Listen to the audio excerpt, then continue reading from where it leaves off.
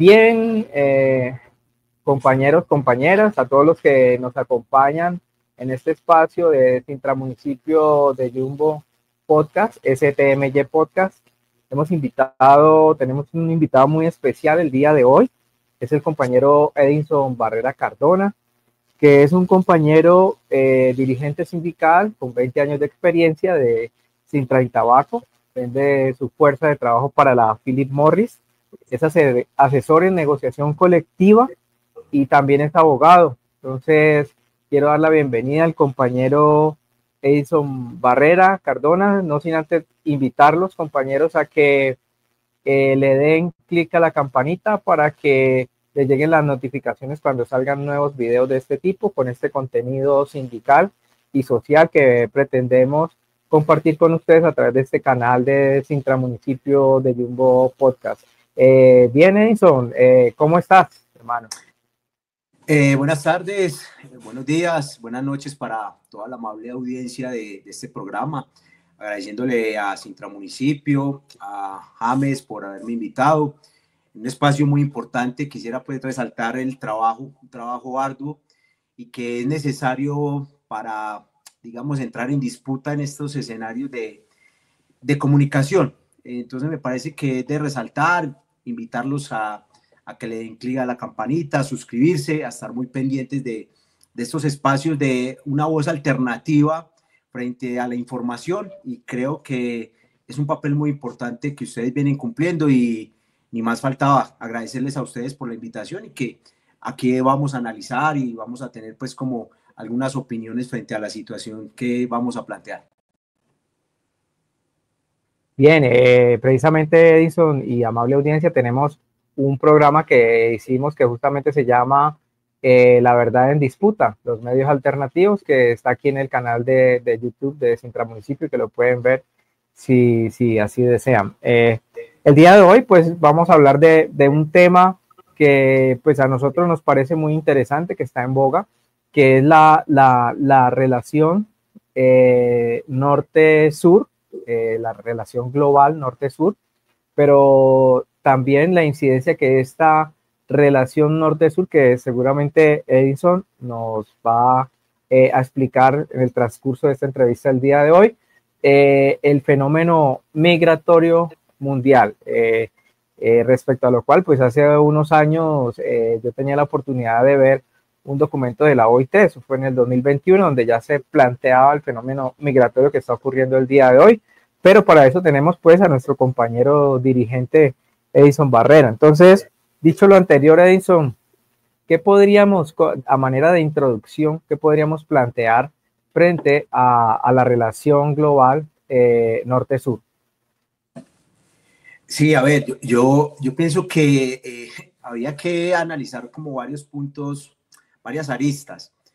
Primero, la relación, digámoslo, desde el sur, digámoslo, desde norte-sur, pensaría yo desde el sur global. Desde el sur global, y cuando hablo del sur global, del gran sur global, de todas estas naciones, digamos, que están dentro de una reconfiguración mundial. Por eso el tema es África, países de América Latina, ¿cierto? Centroamérica, etcétera, etcétera. Pero ¿por qué sur global? Yo creo que hay nuevas configuraciones geopolíticas a nivel macro, a nivel macropolítico, y que eso está precisamente reconfigurando el tema de las migraciones. Eso es una de las cosas muy importantes que hay que tenerlo en cuenta.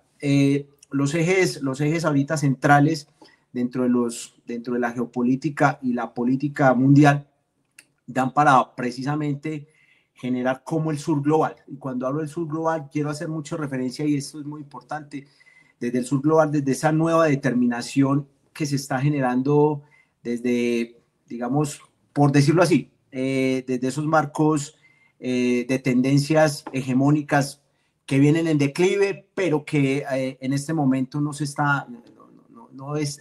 han abandonado ni abandonarán en este momento pues esa situación. Entonces creo que también el tema de las migraciones es un efecto de esos nuevos marcos geopolíticos.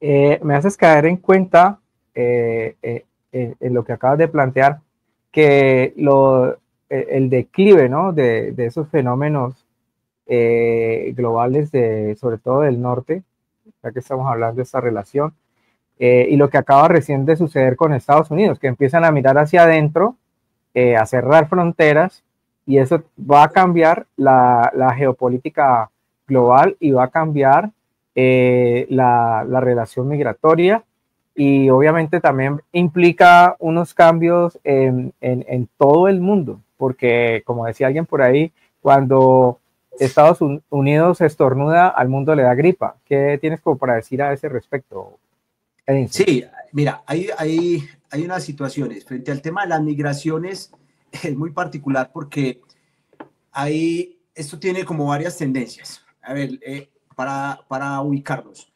Hay unos temas de unos nacionalismos, ¿cierto?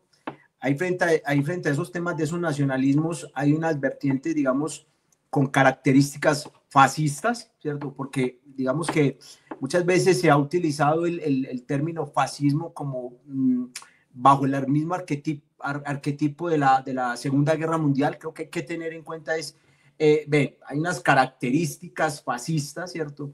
Porque el mundo económico, digamos, caracterizado como tal al fascismo, puede tener diferentes componentes. Creo que eso es el tema de los nacionalismos. Eso es un tema muy importante. Ahora bien, frente al tema de Estados Unidos es muy particular porque precisamente en lo que se vendía como un libre mercado que era básicamente su tendencia, pero que era cerrada internamente, porque esto es muy particular.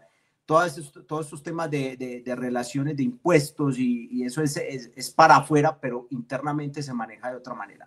También bajo la política de las migraciones. Pero yo quería también hacer un énfasis frente al tema de las migraciones. Creo que los clásicos y en unos documentos de Marx decía básicamente de que el obrero no tiene nación, porque es que el obrero tiene una característica y es explotado independientemente de donde esté.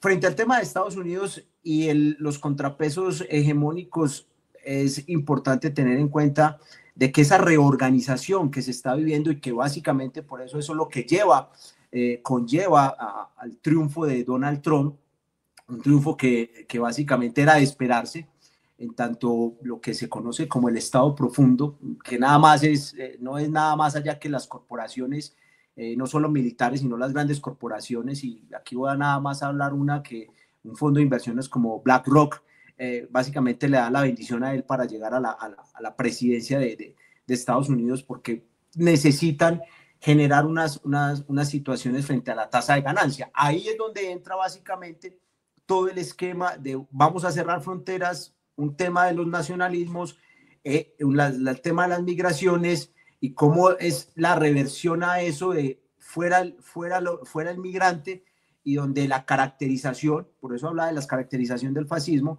la caracterización social y cultural es que toda la culpa de un retroceso económico al interior de una economía como es la estadounidense, como pueden ser por ejemplo en Italia con Meloni, o puede ser ahorita con el nuevo primer ministro de Alemania, con estos temas en Polonia, digamos en ciertos estados en Europa, Hungría, ¿cierto? Que hay un gran componente, una gran caracterización, y es el migrante, el que es de otra nacionalidad, el migrante, es el culpable de.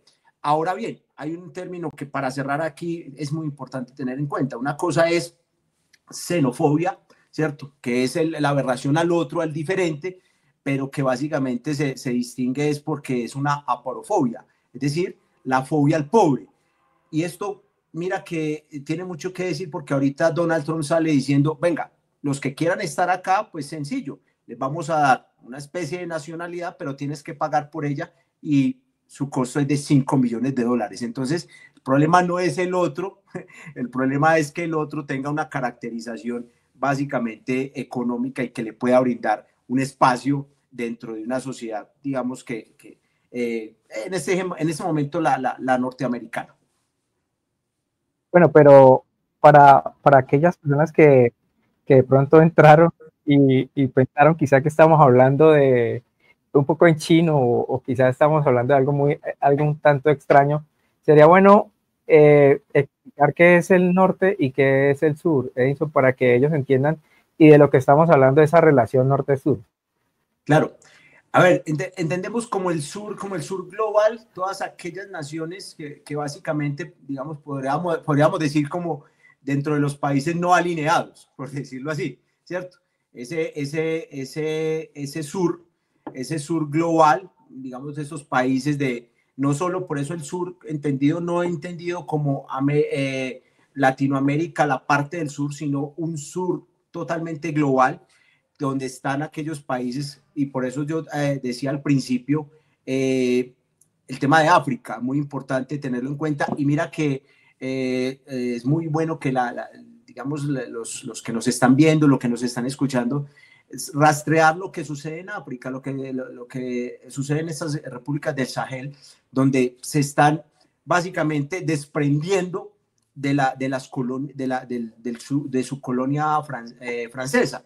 Ese norte-sur, digamos, ese norte no solamente entendiendo como la esfera anglo. ¿Cuál es la esfera anglo? La esfera anglo es básicamente Estados Unidos, Inglaterra, Canadá, Japón, porque son brazos de Estados Unidos, Australia, Nueva Zelanda, ese norte, ¿cierto? Y ahí cabe lo que en este momento también es una parte de Europa, con una gran situación muy compleja que se enmarca pues dentro de la guerra frente a lo que ha generado la OTAN contra Rusia, ¿cierto? Entonces ese es el norte, digamos es el norte anglo de la esfera anglo. Los del sur, aquellos que queremos y generamos una especie de ruptura frente a un hegemón, ¿cierto? El norte, que hay que decirlo que aún a pesar de su declive, tiene digámoslo por decirlo así, el dominio todavía aún de toda la parte del mundo que es Estados Unidos. Esto también porque es del orden militar y es del orden económico. Ok, entonces ya aclarado esto, también has hablado del nacionalismo y es un término que también hay que explicarlo para que se entienda y para que la gente se vaya metiendo en la onda de lo que queremos hilar aquí contigo el día de hoy, Edinson. Sí, yo quisiera, y me parece muy interesante tu pregunta y como la ubicación. Pareciera que como que frente al tema del nacionalismo existiese por decirlo así, algo vetado, y es que hay una cosa muy importante para la audiencia, James, y es que los obreros y los trabajadores también vamos por un nacionalismo, ¿cierto? Nacionalismo como tal no es malo, porque podríamos decir que existe, yo lo decía ahora muy brevemente, Marx lo dice, hay dos tipos de nacionalismo. Disraeli, que era un pensador burgués que existió en la misma época de Marx. Disraeli también decía hacía un análisis. Existe un nacionalismo burgués, pero Marx también decía, existe un nacionalismo obrero. Los obreros también pensamos en un nacionalismo totalmente diferente a ese nacionalismo burgués. ¿Cuál es? De la propiedad privada, el de generar unas exclusividades y unas exclusiones. Entonces creo que ahí también es muy importante tenerlo en cuenta para no dejar perder que como que existe un nacionalismo, que todo ese nacionalismo es errático, ¿cierto? ¿Por qué? Porque inclusive Dimitrov fue un pensador que también generó ese pensamiento bajo una nación, porque es muy importante estas naciones que se piensan bajo los postulados de los trabajadores.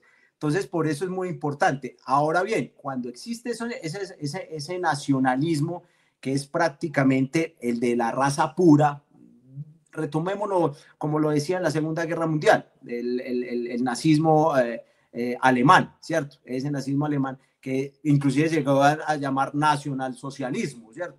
Entonces, ahí es donde entra todo este tema de la raza, de la pura, de que el problema es el otro, que el problema es el inmigrante, es el gitano, bueno, etcétera, etcétera. Ahí es donde entra, digamos, la lucha de contrarios. Así básicamente lo que se dice en esa lucha de contrarios, y es un nacionalismo que en este momento está surgiendo con unas caracterizaciones, digamos, y que está tomando unos cursos muy, digamos, que uno pensaría que pueden desencadenar en ciertas situaciones muy complejas para aquellas personas que han migrado, por decirlo así, a estas otras naciones, no solo en Estados Unidos, lo que pasa en Estados Unidos, que no solamente, y esto es muy importante, la audiencia lo tenga en cuenta, no solamente por Donald Trump, o sea, si hay alguien que hizo, digamos, deportaciones también fue Obama, y hablo de Obama fue porque Obama prácticamente pues siempre se ha dicho que fue el resultado del marketing, ¿cierto? Obama también mandaba aviones, también revolvía, ¿cierto? Lo que pasa es que el manejo precisamente de la información, esa información no nos llegaba. Si hay alguien que más causó bombardeos en su administración, fue Obama, ¿cierto? Fue Obama cuando tenía los martes negros, que conoció así como los martes negros, en donde se sentaban en la Casa Blanca, en el Oval, a dictaminar lo que era básicamente bombardeos a Afganistán, a iglesias, hospitales, etcétera, etcétera. Entonces creo que eso es muy importante tenerlo en cuenta porque creemos que esto nada más es un evento de ahora, es un evento que ha venido de manera muy constante, obviamente porque hay un tema que subyace y es un tema que subyace hacia la crisis económica mundial y que del 2008, la última, no se ha salido pues. Sí, y precisamente cierras allí planteando el tema económico, que es la base inclusive de todo lo que acontece en el mundo entero. Es decir, el mundo se comporta de acuerdo a lo que va pasando en la economía interna de cada uno de los países, la visión nacionalista que tenga o la visión de nación que tenga cada uno de esos países de acuerdo también al gobierno que tiene, etcétera, etcétera. Y en ese orden de ideas, el mundo se va, todo el tiempo está cambiando. Es decir, podría yo decir que hace 15 días que estaba planteando hacer esta entrevista, que estaba planeándola, había una migración hacia Estados Unidos y ahora la migración viene desde Estados Unidos hacia Latinoamérica. Pero eso significa que esta gente o estas personas que se están moviendo por toda Latinoamérica y que también se están moviendo en el resto del mundo, porque también está pasando en Europa y en Asia y en Medio Oriente, todos estos movimientos cambian de acuerdo a cómo se mueve la economía y de acuerdo a las decisiones que toman los gobiernos y el comportamiento de los gobiernos frente a las fronteras y también lo que pasa en materia de guerras, porque el mundo, estamos teniendo varias guerras, pues está la guerra en Ucrania, la más conocida recientemente, que es la de la Franja de Gaza, lo que está pasando, que yo pienso que lo que está buscando Israel es una salida hacia el Mediterráneo, y más que otra cosa, y es una guerra estratégica. Entonces, todas estas guerras que están ocurriendo en el mundo entero y en otros lugares de globo terráqueo, pues implican que el fenómeno migratorio cambie su visión y las personas cambien respecto a lo que quieren hacer y hacia dónde quieren migrar. Porque somos una aldea global porque no tenemos a ninguna otra parte de donde ir. Así que en algún momento nacieron las fronteras y a la humanidad hoy en día, y yo creería que después de la pandemia, a la humanidad poco le importa las fronteras y la humanidad quiere moverse por el mundo entero de acuerdo a cómo sienta ese momento de sus vidas de los migrantes. Entonces, dicho esto, Edison, ¿cómo ves tú? Ya yéndonos al fenómeno migratorio con todo eso que hemos planteado, ¿cómo ves tú el fenómeno migratorio global? Pues, ¿cuáles crees que son los orígenes y qué crees que va a pasar con el fenómeno migratorio mundial? Sí, mira, tú tocas varios puntos quisiera porque eso me da pie frente a eso. Indudablemente hay un tema económico, vamos a vivirlo así, una parte frente a digamos, una mano de obra, hay una mano de obra. Es muy importante, por ejemplo, cuando tocas el tema del genocidio que se comete en este momento contra el pueblo palestino, un pueblo que hace más de 70 años fue expulsado de la Nakba 1, Nakba 2 y la Rakba, pues, de su territorio, un pueblo que ese territorio es palestino, ¿cierto? Genéticamente ellos son de ahí. Pero ¿por qué traigo de referencia a esto? El genocidio se comete porque tú lo decías, hay un tema económico y no nos vamos a detener en eso porque no es el día de hoy. Pero, por ejemplo, lo que mostraba en su momento Benjamin Milikowski, alias Benjamin Netanyahu, porque es Milikowski, él es un polaco, es europeo, no es ni siquiera de ahí, de esa tierra palestina.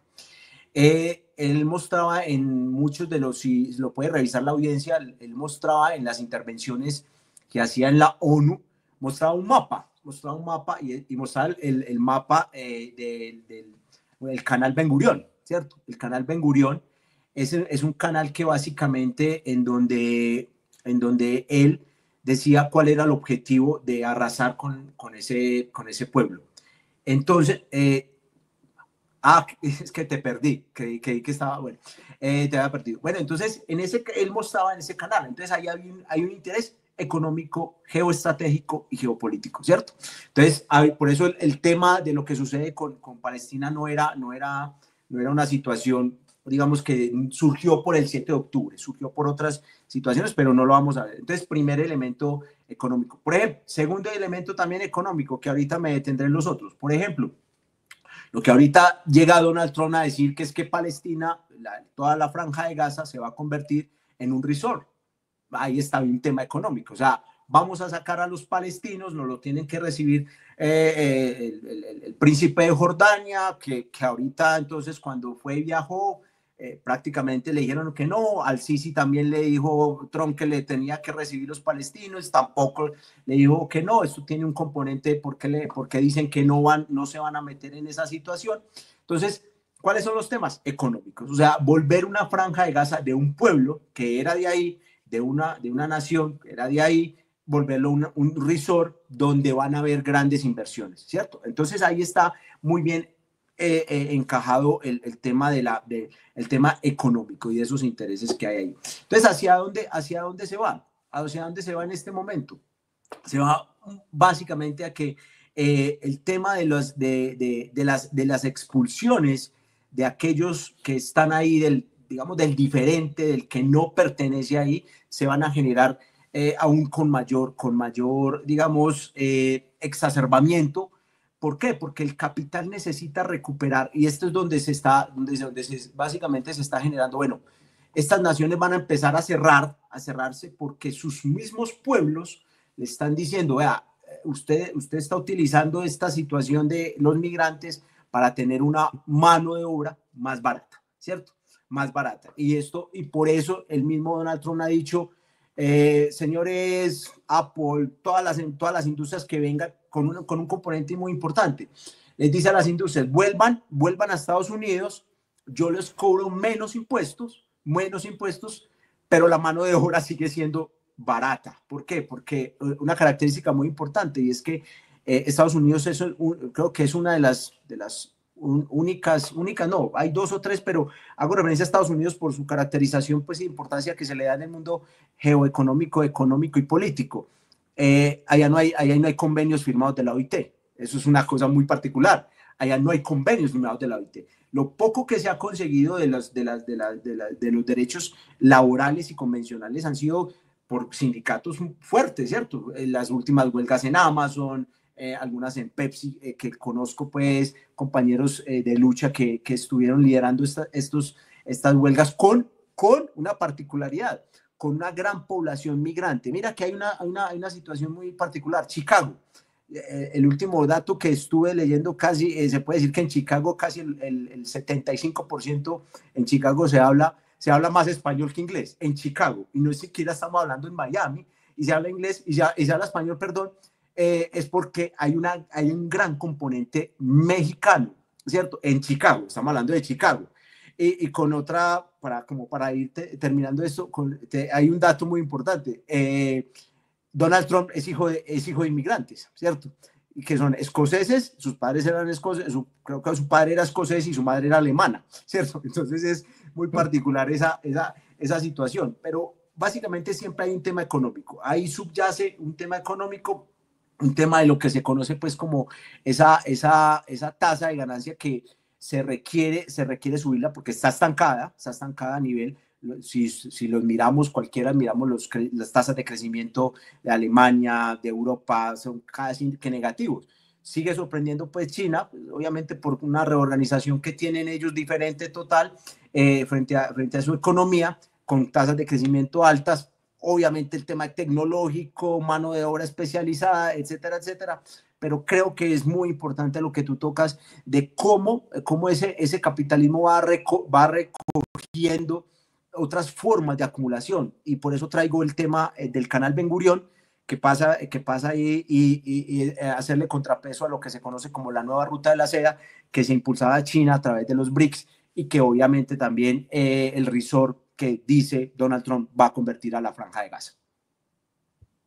Sí, entonces ahí aterrizaste en algo que es, digamos, cómo se están pensando esa zona geoestratégicamente, porque nos concentramos ahora en una sola zona, pero que es y es muy importante pues para nosotros traerlo, pero estamos hablando de esa zona del Mediterráneo o de una parte del Mediterráneo, porque falta el resto donde también hay unos intereses geoestratégicos, pero similar pasa en Latinoamérica y, por ejemplo, en Puerto Rico está ocurriendo un fenómeno interesante del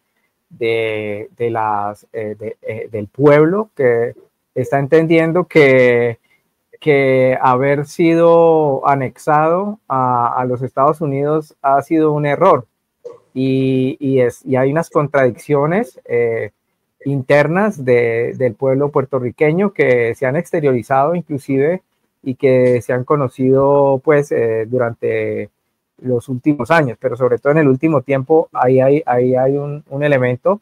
Lo que está pasando también en México, que de alguna manera México, la posición del gobierno mexicano frente a la actual del gobierno de Trump también ha sido muy interesante porque prácticamente ellos entienden que son un país fronterizo de una potencia mundial, pero también son un país soberano e independiente. Entonces, me gustaría como escuchar el análisis que tienes para esta zona, llamémosle pues esta zona del Caribe o de Centroamérica, inclusive pasando por Bukele y por lo que está pasando con Panamá, etcétera, que es muy rico. Son temas muy interesantes de traer, pues a propósito de lo que estamos hablando. Sí, claro. Comienzo por lo que afirmabas frente al tema de Puerto Rico. Puerto Rico es un caso muy particular, protectorado, hay que decirlo así, es un protectorado. Un dato, pues no sé si de pronto la audiencia lo conoce, aunque es un protectorado y funciona como siendo un estado norteamericano, los puertorriqueños no pueden votar en las elecciones de Estados Unidos, no tienen el derecho al voto. Entonces, imagínate ser supuestamente un estado y es un protectorado. Para funciona algo así también como ese tema de esa apropiación que se hicieron de Hawái. Hawái es un tema muy importante que algún día sería muy importante que se mirara esos temas históricos ahí, donde básicamente un pueblo indígena que era de ahí, cómo se expropia también esa tierra por parte de Estados Unidos. Ahora bien, América Latina es un tema bien interesante. ¿Por qué? Porque obviamente las tensiones que se dan y que Estados Unidos quiere marcar en el tema. Primero, recordemos, Donald Trump, la política América para los americanos, doctrina Monroe, ¿cierto? Cuando hablamos de eso, y me quiero referir mucho al tema de México. Mira que el tema de México ya no lo quieren llamar Golfo de México, Golfo de América, ¿cierto? Un tema que desde yo recomiendo pues a la audiencia que se observen, lo puedan leer o puedan observar al profesor Fernando Buenabad, un mexicano que ha hecho un estudio semiótico de toda esta, digamos, de toda esta lingüística que se utiliza en medio de toda esta confrontación en disputa en los medios. Entonces ya no es Golfo de México, Golfo de América, y eso tiene un interés. Entonces ahí viene un componente de qué es lo que se pretende más allá de no solamente nominarlo como Golfo de América, sino que no es Golfo de América, es el Golfo de México. Entonces viene un componente de que apropiación de todo básicamente de ese Golfo, que sabemos lo que está más que dicho, sabemos el tema del petróleo, sabemos el tema de gas, sabemos qué pasa ahí, pero también es una situación que viene en la vía del ataque a lo que tú también haces referencia, que es muy importante tenerlo en cuenta, el tema de Nicaragua, ¿cierto? Y cómo subyace una disputa mundial, ¿cierto? ¿Y por qué digo que es una disputa mundial? Porque es una disputa mundial contra China. Entonces, lo que estamos es en una reorganización de unos bloques, de lo que se conoce como un mundo multipolar, pero que no se va a renunciar a ese mundo unipolar, porque efectivamente era un mundo unipolar. Básicamente ahorita se entra en disputa, pero mira que hay un dato muy importante. Por ejemplo, me llamó mucho la atención que en esos días unas revistas económicas decían de las grandes inversiones que han crecido China al interior en Colombia, ¿cierto? Y China lo que tiene es una situación de que ellos manejan, eso es una deuda que debemos hacer y que debemos saldar. Nosotros nunca nos hemos puesto a estudiar lo que es la diplomacia china. Algunos lo llaman la diplomacia certera y silenciosa, porque tú no notas nunca a la diplomacia china levantar la voz, pero van debajo, ¿cierto? Van debajo. Pronto una vez Antonio Caballero, pues que era un periodista colombiano, él hacía pues alusión a esto. Entonces, en América Latina está esa situación. Y con otro tema, que cuando uno, como que lo decías vos, James, se trata como de salir de lo que somos, de una aldea global. Particularmente, mira lo que está sucediendo en Argentina con este señor Milei, pero básicamente está sucediendo con tierras argentinas, a quienes se le están asignando y dónde está un crecimiento de cierta población, del sionismo en Argentina. Y eso es muy bueno históricamente tenerlo en cuenta, que por ejemplo en el primer congreso sionista, las primeras tierras que se analizaron para ir a ocuparlas fueron ¿cuáles? Fueron Argentina, fue una parte de África y Palestina. Se optó por Palestina, pero ahorita vuelve y retoman porque hay una migración, digamos, por efectos. Entonces, ¿qué está pasando con aquellos europeos que emigraron a la tierra palestina y ya no ven una opción estar ahí por tema de lo que está sucediendo y la resistencia del pueblo palestino a través de Hamas? Pues están retornando algunos a Europa y otros están diciendo, no, pues es verdad, teníamos la opción de Argentina, tenemos Milei, vamos a migrar entonces a Argentina, y se les están vendiendo tierras y todo eso. Entonces mira que es un efecto como tú lo decías, muy contrario. O sea, anteriormente era de aquí hacia allá, pero entonces es ahorita de manera contraria. Bien, entonces, por ejemplo, lo que pasa en Venezuela, un caso que nunca podemos perder del radar a Venezuela. Venezuela es un bastión muy importante de los pueblos en resistencia. ¿Por qué? Porque ya Donald Trump empezó a decir, bueno, vamos a empezar a organizar la casa, por decirlo así, va organizando por Europa, pero entonces América Latina, ¿qué pasa con gobernantes como Daniel Ortega? Entonces, ¿qué pasa entonces con Venezuela? Que se ha roto el cerco, se ha logrado romper el cerco que le tienen de ese embargo. Pues básicamente Rusia y China han ayudado. Ahorita tienen un gran ataque pues en el tema eléctrico, que no solamente lo está sufriendo Cuba.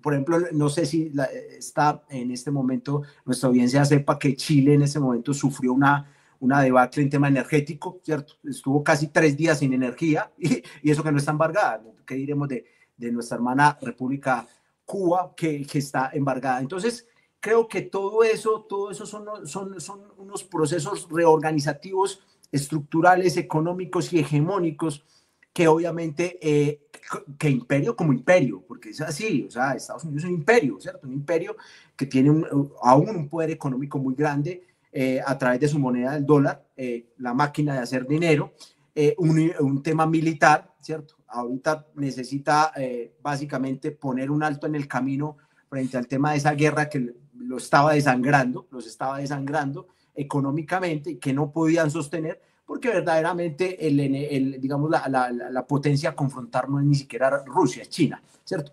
Entonces, ese también ese componente da para que organizativamente dentro digamos, el tema para no salirnos del tema de las migraciones, cómo también se organiza de vender una idea al pueblo norteamericano de que básicamente hay un nacionalismo para que ellos precisamente ocupen esos puestos, se supone, de esos puestos que los migrantes tienen ocupados, pero con una situación muy compleja. Hay cosas que los norteamericanos no hacen, ¿cierto? No sé si de pronto tuviste fotos donde lugares abandonados de la construcción, lugares abandonados de la jardinería, lugares abandonados donde los norteamericanos no hacen, pero sí era un trabajo que hacían los migrantes mexicanos, colombianos, ecuatorianos, ¿cierto? Etcétera, etcétera. Entonces creo que son muchos elementos que hay que sumar y que hay que tratar de casar pues en el análisis para que también la clase trabajadora, la clase obrera, los sindicatos sepamos a dónde apuntar y la sociedad también colombiana, porque hay veces también se nos surgen a nosotros ciertas posturas xenófobas, digamos, contra compañeros y hermanos venezolanos, ¿cierto? Como si el problema fuera de ellos y no el problema fuera del embargo que está sufriendo el pueblo venezolano y que por sí ha logrado salir de manera adelante frente a toda esta situación tan compleja que le ha generado el embargo digamos, el arrebatamiento y robo de sus cuentas, de sus aviones, etcétera, etcétera. Una piratería formalizada y básicamente avalada desde el derecho internacional. Sí, hay un gran problema para Venezuela, que es el tema que tú precisas ahí, el embargo, el robo de sus recursos. Pero también no solamente eso sucede con Venezuela, tú lo decías, Cuba, pero históricamente en América Latina ha habido una influencia soterrada porque en el siglo pasado pues se caracterizó América Latina por las dictaduras que reinaron en toda Latinoamérica, y eso también fue la causal de las migraciones. Yo recuerdo que en los 70s en Colombia migrábamos hacia Venezuela, ahora de Venezuela es lo contrario. Y también está pasando un fenómeno pues de colombianos hacia toda Latinoamérica, y también hay que decir que de latinoamericanos hacia nuestro país. Y estamos teniendo fenómenos de haitianos, estamos teniendo fenómenos de africanos que llegan a pasar o han venido ingresando al territorio colombiano para cruzar el tapón del Darién. En fin, y también hay otro fenómeno de clase trabajadora de Europa, de Estados Unidos, de Canadá, que llega a vivir a nuestro país y llega a vivir en toda Latinoamérica, porque con sus ingresos que tienen ya una vez se pensionan o son nómadas digitales, pues pueden vivir muy bien acá en Latinoamérica, y eso es una contraposición a lo que está pasando en Latinoamérica, y ocurre también el fenómeno de la genderización inclusive. ¿Cómo ves tú esa parte? Sí, tú tocas un tema muy, digamos, característico de esta nueva situación. Solamente voy a detenerme en para complementar lo otro que dijiste al principio. Hay una gran problemática de los nómadas digitales y el proceso de gentrificación, una situación que está generando un gran desplazamiento en las zonas no solo urbanas, sino rurales. ¿Qué pasa? Este fenómeno que subyace en un tema de una crisis económica, lo que subyace es gentrifica todas las zonas urbanas que tienen ciertos niveles económicos y multiplica, ¿cierto? Entonces los potencializa. Entonces los nómadas digitales, características de ciudades nómadas digitales en Colombia. El último dato voy a hablar de Colombia y México, que por ejemplo, decirlo pues así, no porque esté, sí, no porque digamos esté en contra, pero que también subyace también en esa situación. Por ejemplo, México, uno de los grandes aportantes a la campaña de Claudia Sheinbaum son todas estas, en Ciudad de México, todas estas líneas de construcción, de constructores y arquitectos de nómadas digitales. Hay una parte en la Ciudad de México, un caso muy estudiado por las Naciones Unidas, donde básicamente están esos nómadas digitales causando un proceso de gentrificación. Ciudad de México. Otro es Medellín, acá en Antioquia, muy complejo, porque estos no solamente son nómadas digitales en cuanto a términos especulativos inmobiliarios, sino que generando grandes situaciones como las que en cada momento se escuchan y le puedo decir a la audiencia que no es ni siquiera la tercera parte de lo que se habla en los medios de lo que sucede acá, ¿cierto? Con esos extranjeros que vienen no solamente como nómadas digitales, sino consumidores de droga, prostitución, bueno, etcétera, etcétera. Esos casos como tal y los procesos de gentrificación subyace en un tema de una crisis económica, pero que en los espacios acumulativos. Por eso este autor norteamericano, geógrafo David Harvey, decía una cosa muy interesante, y es que cómo el capital se revitaliza en esos espacios que para nosotros, digamos, ciudadanos del común, nosotros no veríamos en eso. Entonces, cómo esos espacios de utilizar una mano de obra que tiene un salario no tan alto en ciudades, por ejemplo, como Canadá, pero si viene de Canadá a una ciudad como Medellín, en donde su salario puede ser unos $3,000, en Canadá no significa mucho, pero son $3,000 acá, que si lo multiplicas al cambio de dólares, eso te da una cifra, pues, si te lo pones a 4,000 pesos, te puede dar 12 millones de pesos y entonces es suficiente para generar una especulación inmobiliaria. Entonces ahí viene eso se llama la acumulación por desposesión. Entonces se acumula y se desposee a aquellas personas que viven en ciertas ciudades. Por eso una de las ciudades más caras, por ejemplo, es Medellín. Bogotá también está sufriendo un tema muy particular frente al tema de los nómadas digitales. Y quiero dar, por ejemplo, un dato que me pareció muy importante. Hace años, digamos, el país que tuvo que entrar por obligación a legislar frente a ese tema de toda esa especulación inmobiliaria a través de las plataformas de Airbnb, pues no sé, hay otras, pero Airbnb recuerdo mucho que lo nombraron así, la ley Airbnb fue Portugal, en Lisboa, que estaba pasando lo mismo. Iban los extranjeros, compraban tierras, compraban apartamentos y eso hacía que la tierra se volviera 10 veces más costosa hasta que ya quedó prohibido básicamente a ningún extranjero en Lisboa, Portugal, hacer cualquier compra. Entonces, creo que esas formas especulativas es una nueva acumulación por disposición, ¿cierto? Porque siempre que hablamos de pronto de esa acumulación por disposición, nos imaginamos el hecho violento, ¿no? El hecho son dispositivos jurídicos, dispositivos económicos, dispositivos jurídicos internacionales que permiten al capital generar una tasa de ganancia en donde nosotros no la veríamos, ¿cierto? De nosotros pues normalmente no la veríamos seríamos como un bien común, un bien de uso común, ¿cierto? Entonces, por eso se trae muy específicamente de procesos alternativos los bienes de usos comunes de la humanidad, ¿cierto? Como por ejemplo el agua. Un dato, en Chile el agua todavía sigue privatizada, inclusive el agua que cae del cielo.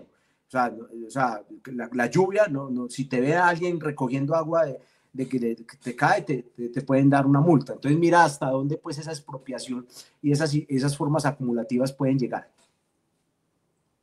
Bueno, vamos a devolvernos un poco para llegar al tema Colombia, para centrarnos en Colombia. Lo que está pasando ahora, volviendo a Estados Unidos, China, que en su momento, a finales del siglo pasado, digamos, años 80, 90, surge la apertura económica y con ello la apertura de fronteras y las empresas multinacionales inclusive que tenían asiento en Estados Unidos, pues poco a poco se van trasladando hacia China. China desarrolla su industria copiando un poco lo que estas empresas que antes eran americanas empezaron a hacer en el propio suelo chino y empiezan a producir inicialmente unos bienes de muy mala calidad, pero luego llegan al punto de que hoy en día la mayoría de los bienes de consumo, sobre todo en electrónica, bueno, y en general casi todo, está hecho en China. Entonces, esto le da una ventaja comparativa, una ventaja competitiva a China superior ante casi el mundo entero, y por eso es que Estados Unidos está cerrando hoy en día para volver a tener una industria nacional. ¿Cómo es esta parte? ¿Qué opinión te mereces? Sí, el caso chino tiene un tema particular, un poquito de ubicación histórica, y me parece muy importante es cómo llega a China donde está. O sea, lo que digamos en este momento, que muchos analistas han dicho que es lo que está tratando de hacer Donald Trump. Marco Rubio hace días dijo, no, lo que se dice no lo vamos a lograr. Existía lo que era la parte de las repúblicas socialistas soviéticas. Hay un acercamiento, por decirlo así, de Mao Zedong a Mao Zedong, o Mao Zedong pues a toda la parte de Norteamérica. Henry Kissinger en ese momento estaba y le dijo, sí, nosotros necesitamos que usted sea más para acá que hacia este bloque socialista, y de una manera pues muy inteligente.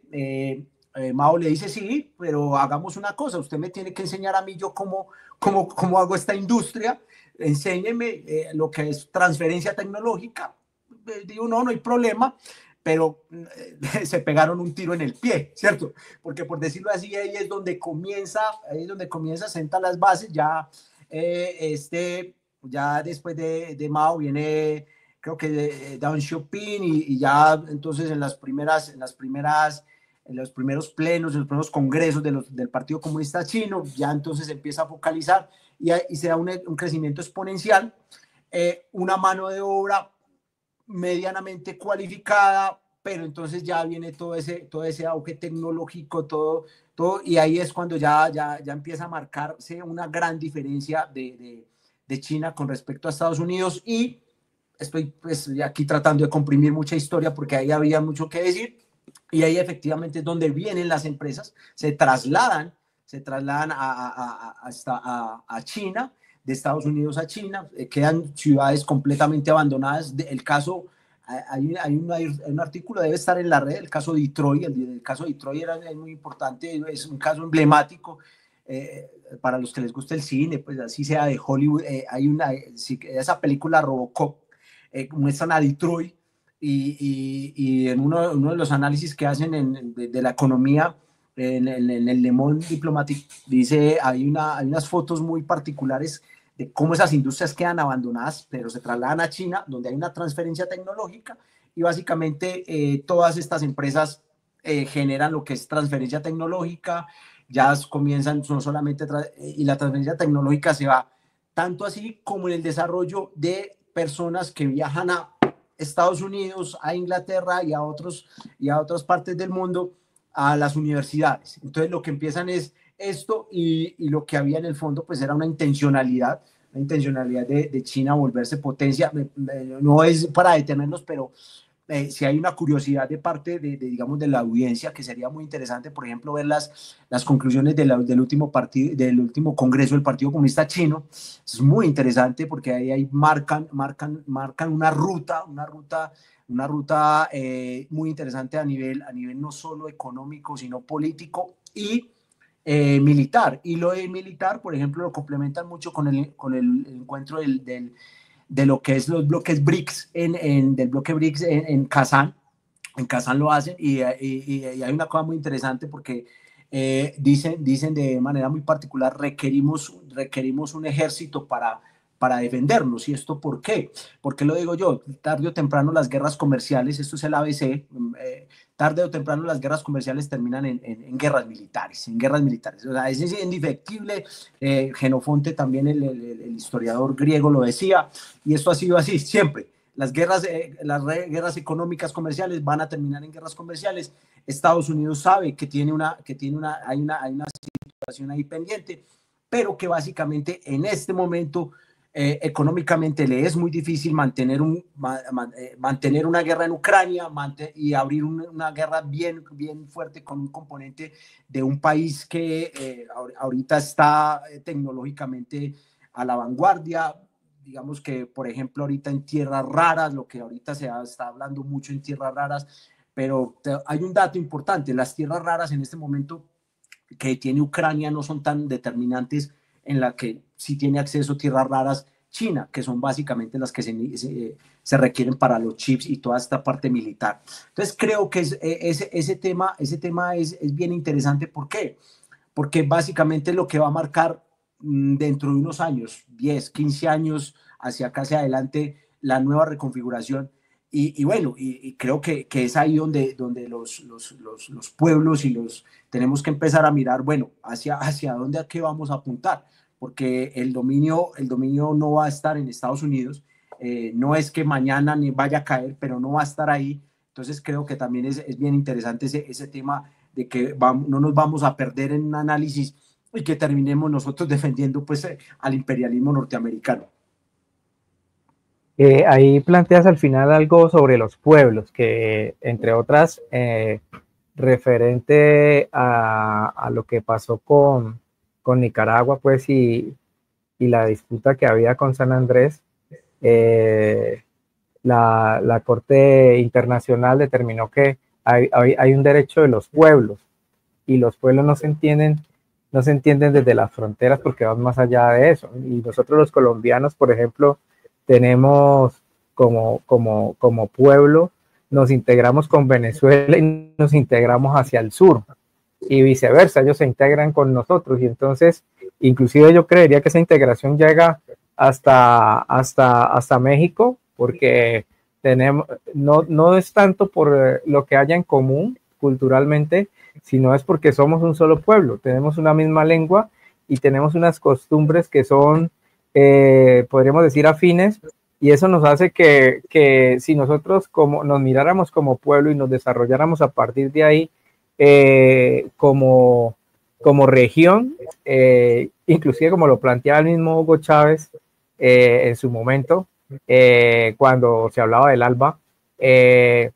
Creo que ahí tenemos una oportunidad frente a lo que está pasando, porque, como dijiste ahí, las decisiones que toma Estados Unidos, que ya las acabó de tomar, cierre de fronteras, inclusive están aplicando otra que es el recortar puestos en el gobierno, entonces habría un recorte del Estado, y eso también, si aquí se instituyen gobiernos de derecha, también eso va a estar a la orden del día en Colombia y en toda Latinoamérica. ¿Cómo ves tú esta parte? Sí, sí, como decía Bolívar, ¿cierto? Una gran nación, una gran Gran nación. Colombia. Sí, una gran Colombia. Básicamente sí, que recoge el legado muy bien el comandante Hugo Chávez Frías, ¿cierto? Que supo en su momento. Inclusive podríamos decir que Fidel, Hugo Chávez estuvieron muy adelantados a temas como los BRICS, por ejemplo, cuando ellos hablaban del ALBA, que tú lo dijiste, cuando se empezó a hablar de la CELAC, que fue un momento importante de ese péndulo histórico, digamos, de ese oleaje histórico, que más bien, en palabras de Álvaro García Linera, ¿cierto? Que como ese oleaje muy importante en su momento, con Evo Morales, con Correa, con Hugo Chávez, con el primero, yo digo así, con el primer Lula da Silva, pues porque ahorita pues, digamos, personalmente tengo algunas reservas, pues, pero era un momento muy importante. Ahora bien, no es el mismo momento histórico ahora, porque si hay una disputa del bloque hegemónico, digamos, de grandes potencias, esos también está desplegado internamente a lo que tú,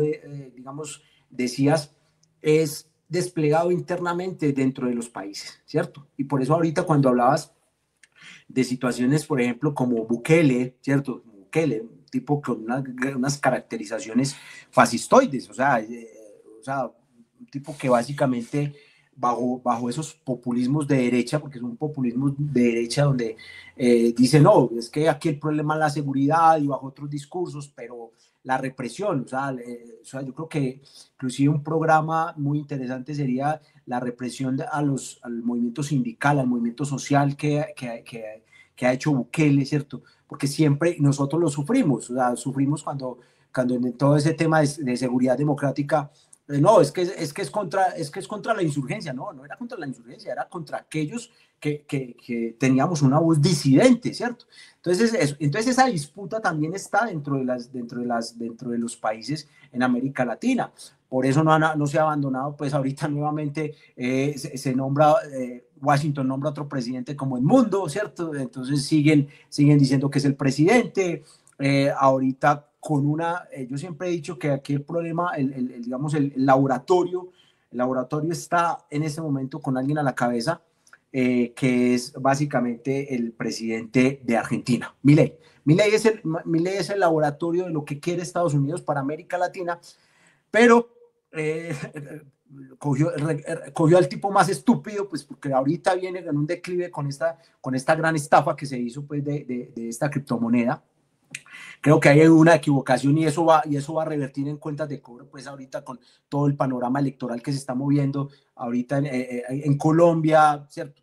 Ahorita ya empiezan, si la audiencia lo puede notar que ahorita van a venir una serie de todo el esquema de esa guerra mediática. Entonces ya empezaron con el tema de Venezuela, ya empezaron digamos, a calentar motores, todo desde estado de opinión, a calentar motores contra Venezuela, lo que sucede también internamente con el presidente Gustavo Petro. Entonces, una cosa tan, digamos, tan normal como que a alguien le devuelvan una tesis con el ministro de Educación, pero dele. Entonces, hay un enfilamiento, ¿cierto? Entonces, esas tensiones también, porque efectivamente el gran bloque imperial, yo digo de la esfera anglo, sabe que tarde o temprano esto va a caer, pero va a caer a través de la violencia, ¿cierto?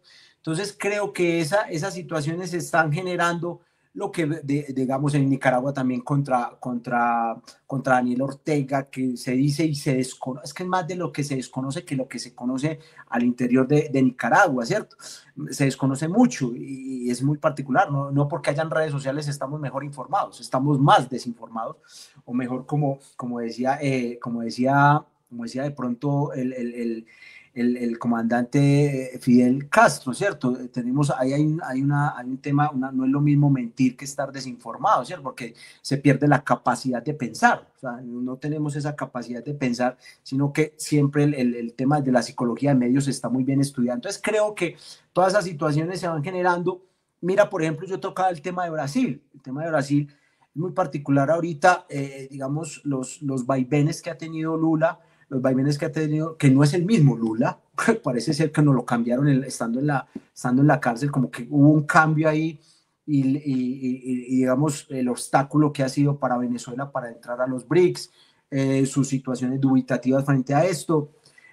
Muchos de los compañeros con que los he tenido alcanzar a dialogar del movimiento sindical me dicen que prácticamente parece ser que hubo un pacto pues ahí como a Lula de, hey, pilas que estás hasta este límite porque si no volvemos y te metemos a la cárcel, ¿cierto? Entonces, bueno, entonces si nos subimos un poquito para acá con Chile, con el tema de Boric, atacando a los mapuches, temas muy fuertes con el tema social, movimiento social, nada de cambios profundos, ¿cierto? Manteniendo pues esa doctrina, es una doctrina de seguridad, heredada de lo que vos decías ahorita, digamos, heredada de aquellas migraciones que se dieron por el tema de las dictaduras, Operación Cóndor, ¿cierto? Que ahorita ese tipo de operaciones también están muy en boga, pero ya no denominadas así, pero sí denominadas de otra manera. Entonces creo que es un mundo convulso, es un mundo que nos toca estar alerta a los trabajadores y al pueblo en general para mirar cómo nos unificamos y cómo cerramos filas y no caer en la gran trampa que está cayendo Europa con una dirigencia totalmente inútil y que está conllevando a su pueblo a la guerra que es lo más diciente que hay, de que hasta el último ucraniano, como decía Borrell, pero parece ser que va a ser hasta el último europeo, y esto está llevando a los pueblos a tomar, digamos, como, hey, no, no, hasta allá no nos vamos. Por eso los casos de que se han salido, por decirlo así, de la postura de la Unión Europea, que marcada por von der Leyen y pues y toda esa, como dicen algunos amigos míos españoles, toda esa caterva de dirigentes que son ineptos. Bien, Edison, ya para entrar como a la recta final y digamos a la cereza del pastel del programa, porque la idea de esto es dejarlo como un elemento para que la gente lo tenga ahí, va a estar ojalá por mucho tiempo en el canal, y nuevamente a nuestra audiencia darle a la campanita, darle me gusta y compartirlo. Pues queda como una herramienta de consulta y de análisis también pues para nuestros compañeros trabajadores, nuestros compañeros de las organizaciones sindicales, para el movimiento social.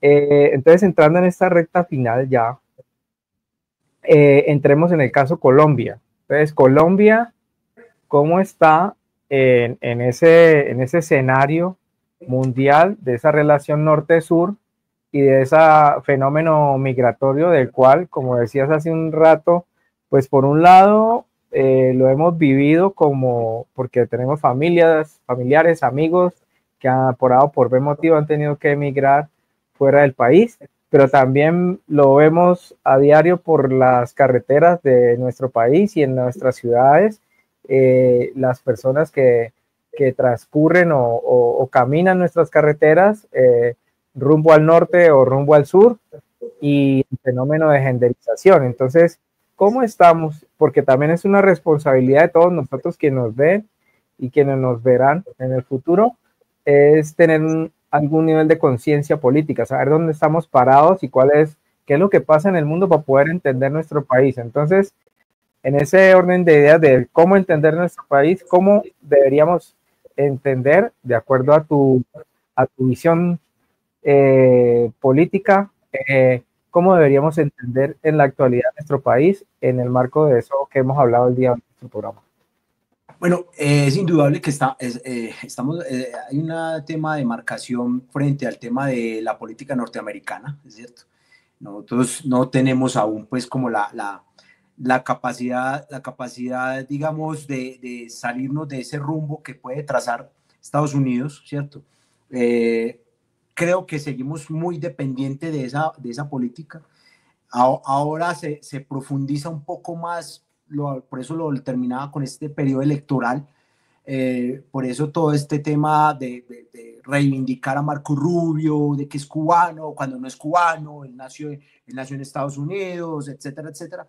Entonces creo que es la primera línea, ¿cierto? Por ahí Donald Trump también ha llamado la atención, mira, con este problema que surge cuando se solicitó de manera, me parece muy digna, el trato a los que estaban siendo repatriados por parte del presidente.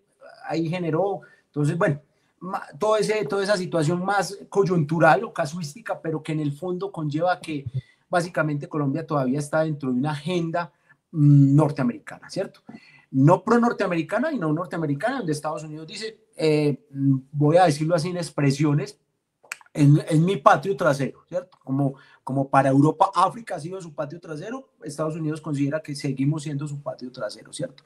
Entonces, por eso la forma digamos, cuando creo que en el Oval, en la Casa Oval de Estados Unidos, Casa Blanca, le pregunta qué piensa de Latinoamérica, dice, no me interesa, pues, o sea, siguen, es como nosotros, de una manera muy, digamos, despectiva, ¿cierto? Eso como en términos de ubicarnos a dónde estamos en este momento. Claro, con temas de ser conscientes para reclamarnos pues como autonomía. Por eso yo hacía referencia a ese tema ahorita de las inversiones en China, que eso es muy importante tenerlo ahí como en el radar para posteriores análisis que hagamos. Ahora bien, internamente, frente al tema de las migraciones, Colombia tiene una ubicación, tú lo decías, dos océanos, ¿cierto? Casi que es un paso obligatorio tanto de aquellos que vienen por el Caribe como que vienen de otros rumbos, paso obligado, comparte una frontera muy extensa con Venezuela, ¿cierto? Entonces creo que también ese tema de la doble circulación de compatriotas venezolanos también es un esquema de, bueno, cómo las sanciones hacen de, entre más se profundicen, yo muestro a través de la prensa de cómo puede afectar esa situación en la economía, ¿cierto? Entonces, eso es muy importante tenerlo muy en cuenta, que yo creo que lo más determinante que podemos, digamos, decirlo y que nos quede, pues, como no podemos perdernos en análisis meramente coyunturales. Creo que esto es muy importante, tener un análisis que el movimiento sindical, el movimiento obrero, el movimiento social, partidos deben recoger y retomar el materialismo dialéctico e histórico, ¿cierto? Creo que ahí es muy importante tenerlo en cuenta, porque no se nos puede perder de que toda esta situación, en esa situación subyace lo que es la lucha de contrarios, ¿cierto? La lucha que hay de contrarios ahí.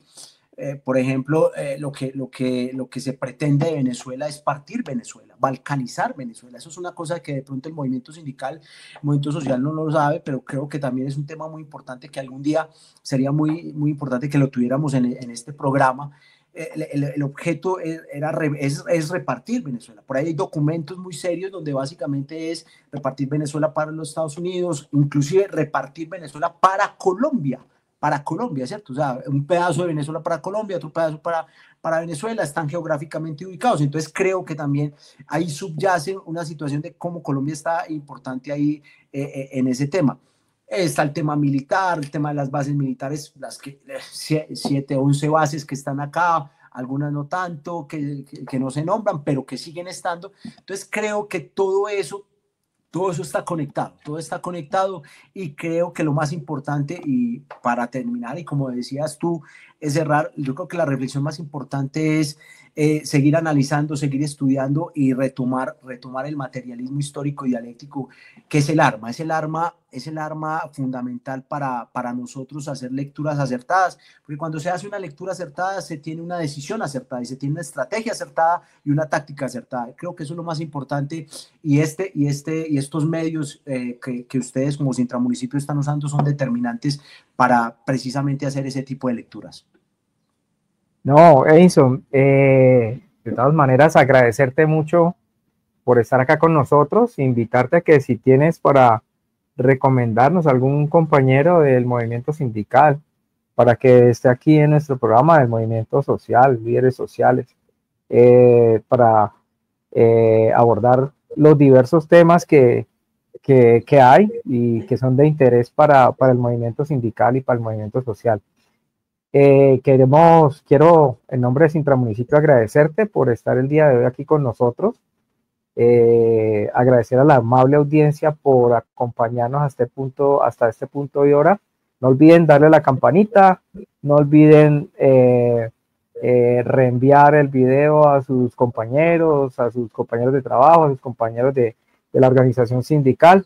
Esperamos que este material que tenemos el día de hoy, pues obviamente hay mucho por decir, pero creemos que hemos tenido un programa interesante el día de hoy, Edison, y nuevamente muy agradecidos contigo, y no sé, unas palabras de despedida ahí para la audiencia.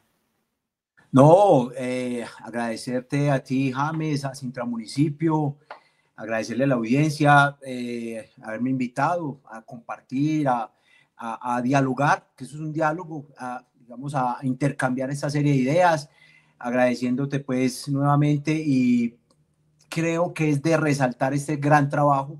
Insisto que estos medios deben ser, no solamente el ejemplo, sino que replicarse, como decía el Che Guevara, no solo un Vietnam, 1000 Vietnam, ¿cierto? 1000 programas de estos, porque digamos el algoritmo siempre está bombardeándonos con todo tipo de información que muchas veces nos confunde. Me parece que es muy importante.